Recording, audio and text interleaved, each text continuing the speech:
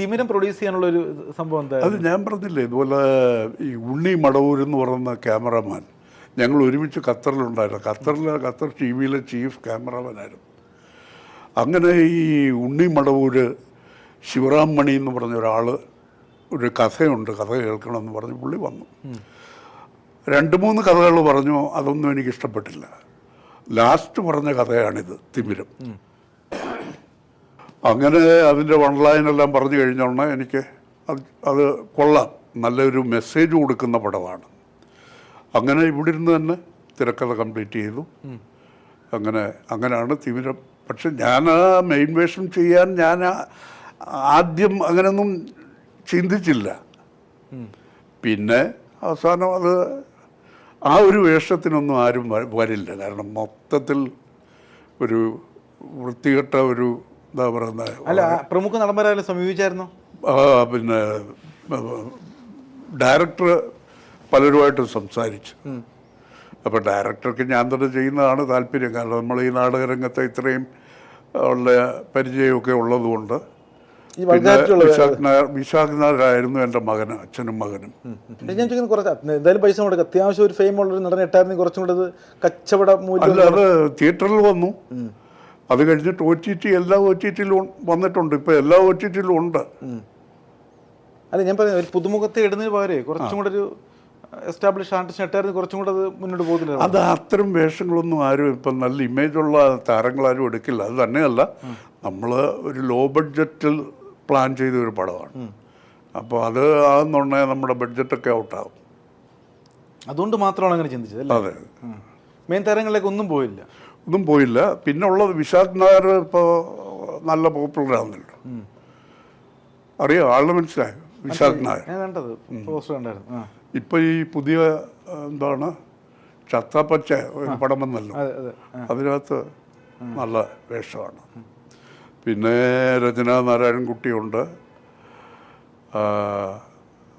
ബാക്കിയുള്ളതെല്ലാം മീരാ നായരുണ്ട്, ആശാ നായരുണ്ട്. എനിക്കൊന്ന് ആ ഒരു രചന നാരായണൻകുട്ടിയുടെ സീനുണ്ടല്ലോ, എൻ്റെ മില്യണാണ് കണ്ടേക്കുന്നത്.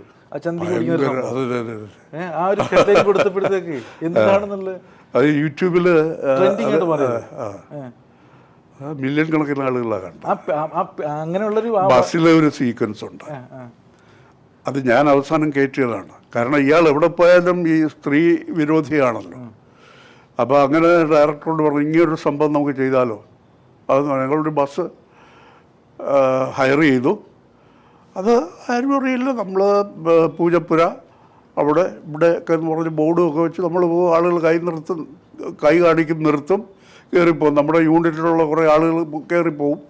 അങ്ങനെ ആക്ച്വലാണ്. അപ്പോൾ ഈ വണ്ടിക്കകത്ത് വഴക്ക് നടക്കുന്ന കണ്ടിട്ട് കുറേ ബൈക്കിലൊക്കെ പോയ ആളുകൾ നിർത്തി വണ്ടിയുടെ മുമ്പിൽ നിർത്തിയിട്ട് ഇങ്ങനെ നോക്കുന്നു. അടി നടക്കുകയല്ലേ, അകത്ത് ഭയങ്കര ബഹളം നടക്കുകയല്ലേ.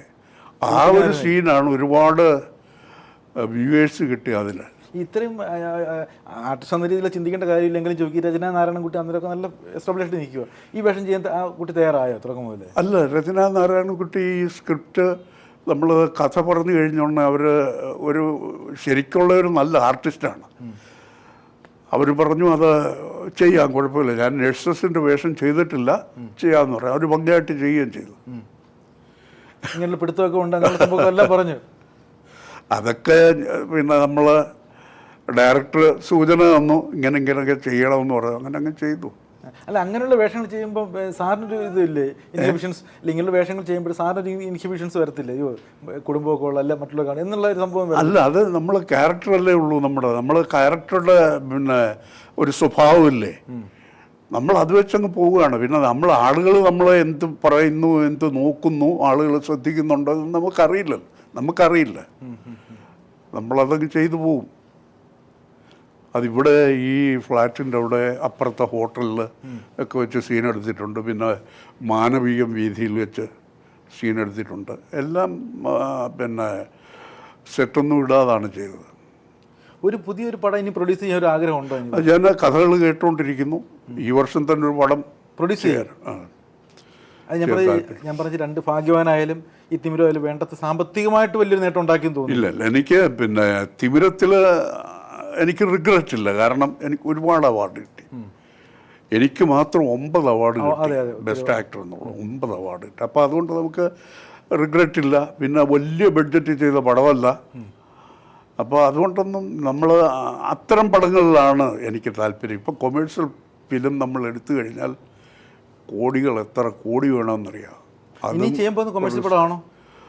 അല്ല, ഞാൻ ചെയ്യുന്നത് ഇങ്ങനെ തന്നെ ആയിരിക്കും. അവാർഡ് ഓറിയൻറ്റഡ് ഫെസ്റ്റിവലിനൊക്കെ വിടുന്ന അത്തരത്തിലുള്ള പടമായിരിക്കും ചെയ്യുന്നത്. ആർട്ടിസ്റ്റ് വാല്യൂ ഉള്ള പടമായിരിക്കും. അല്ല, ആർട്ടിസ്റ്റ് വാല്യൂ എന്ന് പറഞ്ഞാൽ നമ്മൾ ഇപ്പോഴത്തെ ചുറ്റുപാടിൽ ഇവിടെ ലൈം ലൈറ്റിൽ നിൽക്കുന്ന താരങ്ങളെ ആരെയും നമുക്ക് വിളിക്കാൻ പറ്റില്ല. 3 കോടി 4 കോടി ഒക്കെയാണ്. കോടിക്കൊന്നൊരു വിലയില്ല ഇപ്പോൾ അല്ലേ? അതാണ് പ്രശ്നം. അപ്പോൾ അത് നമ്മൾ ആലോചിച്ച് കഴിഞ്ഞാൽ അങ്ങനെ ഒരാളിനെ നമ്മൾ മേളിൽ കൊണ്ടുവന്നു കഴിഞ്ഞാൽ അതിന് മാച്ച് ചെയ്യുന്ന മറ്റു താരങ്ങൾ വേണം. ഒരു താരവും ബാക്കി പുതുമുഖങ്ങളായാൽ ശരിയാവില്ല. അപ്പോൾ ആ ഒരു ജോണറിലേക്ക് പൊയ്ക്കഴിയുന്നുണ്ടെങ്കിൽ അതിൻ്റെ സ്ഥിതി മാറും. പിന്നെ എല്ലാം റിസ്ക്കാണ്. ഈ ഒരുപാട് ഇപ്പം അച്ഛന് ഏകദേശം ഒരു ധാരണയുണ്ട് സിനിമയെ പറ്റി, ഉണ്ടായതുകൊണ്ട് കുഴപ്പമില്ല. ഒരുപാട് നിഷ്കളങ്കരായ ഗൾഫിൽ നിന്നൊക്കെ ഒരുപാട് കഷ്ടപ്പെട്ടുണ്ടാക്കിയ പടം മുഴുവൻ സിനിമയിലേക്ക് ഇൻവെസ്റ്റ് ചെയ്യുന്ന ഒരുപാട് പ്രൊഡ്യൂസർമാരുണ്ട്. സിനിമയുടെ ABCD അവർക്ക് അറിയത്തില്ല.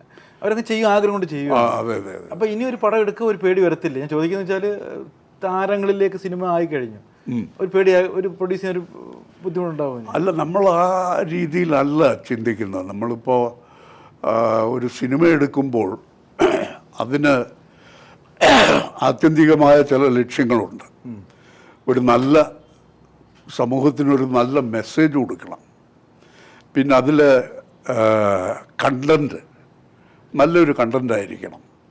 അതൊക്കെ കഴിഞ്ഞാൽ പിന്നെ നല്ല ഒന്നാന്തരം ആർട്ടിസ്റ്റുകളുണ്ട്. നാടകരംഗത്തൊക്കെയുള്ള സീരിയലിലൊക്കെ അഭിനയിക്കുന്ന നല്ല ഒന്നാന്തരം ആർട്ടിസ്റ്റുകളുണ്ട്.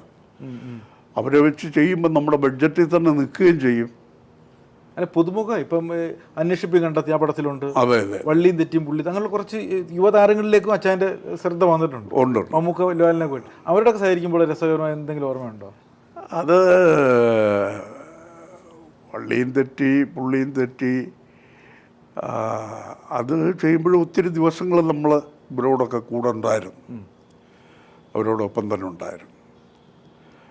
ഏതായാലും ഒരു 30-35 വർഷം നീണ്ടു നിൽക്കുന്ന 90-ലാണ് ഇന്നലെ. ഇപ്പം 2026 അതെ, വർഷം കുറെ പോയി.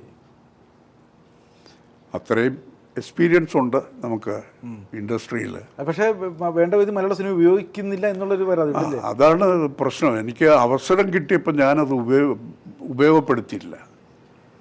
അന്ന് ഞാൻ നിന്നിരുന്നെങ്കിൽ ഇന്ന് സിനിമയിൽ നമ്മളൊക്കെ പ്രായമായില്ലേ. ആ തിലകൻ്റെയും ജനാർദ്ദൻ ചേട്ടൻ്റെയൊക്കെ ആ ഒരു ലെവലിലേക്ക് നമുക്ക് നല്ല ക്യാരക്ടേഴ്സ് കിട്ടുമായിരുന്നു. നമ്മളതൊന്നും ഉപയോഗപ്പെടുത്തില്ല. അത് തന്നെയല്ല, ഇപ്പോൾ ഉള്ള സിനിമയിലൊന്നും അത്രയും വലിയ ക്യാരക്ടേഴ്സൊന്നുമില്ല. വളരെ കുറച്ചേ ഉള്ളൂ. മുമ്പങ്ങനെ അല്ലല്ലോ. ഒരു 2-3 തലമുറകളിലൊക്കെ കാണിക്കും. അപ്പോൾ ഇഷ്ടംപോലെ ക്യാരക്ടേഴ്സ് ഉണ്ടായിരുന്നു. അത് സിനിമ മുഴുവൻ മാറി. ഇപ്പം ജയറാമിൻ്റെ ഒരു സമയമൊക്കെ കുറഞ്ഞേ വേറെ ആർട്ടിസ്റ്റുകളിലേക്ക് ഞങ്ങളുടെ ശ്രദ്ധ പോയില്ലേ? അല്ല, ജയറാമിൻ്റെ പ്രശ്നം എന്ന് പറഞ്ഞാൽ ജയറാം ചെന്നൈ ബേസ്ഡാണ്. അപ്പോൾ ഇപ്പോൾ സിനിമ എന്ന് പറയുന്നത് ഇപ്പോൾ 2-3 പാർട്ടായിട്ടായിരിക്കും. ഒരു ലൊക്കേഷനിൽ എടുത്തു കഴിഞ്ഞ് പാക്കപ്പ് ആകും. അടുത്ത ലൊക്കേഷനിൽ വരുന്നുണ്ടെങ്കിൽ വീണ്ടും വരും. അപ്പോൾ ഈ ചെന്നൈയിലാണെങ്കിൽ വന്നും പോയി നിൽക്കാനുള്ള ഒരു ബുദ്ധിമുട്ടുണ്ട്. ഇല്ലെങ്കിൽ ജയറാമിന് ഇപ്പോഴും നല്ല, പിന്നെ ജയറാം അത് കഴിഞ്ഞിട്ട് തമിഴും തെലുങ്കിലും ഒക്കെ കോൺസെൻട്രേറ്റ് ചെയ്യുന്നു. കാന്താരായിലൊക്കെ നല്ല ഉഗ്രം വേഷമല്ലായിരുന്നു.